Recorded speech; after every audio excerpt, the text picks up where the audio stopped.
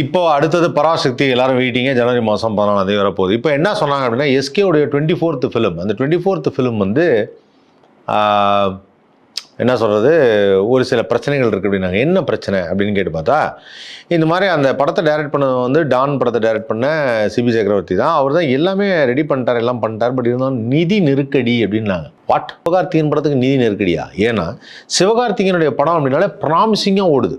Promising, அது வந்து ஒரு ப்ராமிசிங் ஃபேக்டர். சிவகார்த்திகேயன் படம்னா ஓகே சார், அதுக்குன்னு ஒரு மினிமம் கேரண்டி இருக்குது. நிறைய குழந்தைகள் வருவாங்க, நிறைய ஜனநாயகமான ஆடியன்ஸ் வருவாங்க.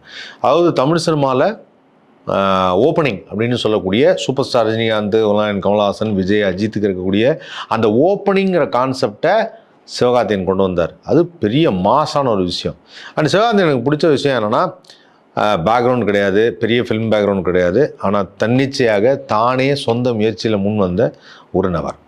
அவருக்கு நிறைய சப்போர்ட் பண்ணாங்க, நிறைய டெலிவிஷன் சேனலும் சரி, அதே சமயம் ப்ரொடியூசர் சைடும் சரி, டேரக்டர்ஸும் சரி. காரணம் என்ன அப்படின்னா, அவருடைய சாம், லுக்கு, அந்த லுக் அண்ட் ஃபீல் வந்து பொதுமக்களிடையே வந்து ஒரு ஜனரஞ்சகமான ஒரு உணர்வை வந்து கொண்டு வந்தது. அப்படி சிவகார்த்திகேயன் வந்து தன்னுடைய வாழ்க்கையில் மிகப்பெரிய வளர்ச்சி.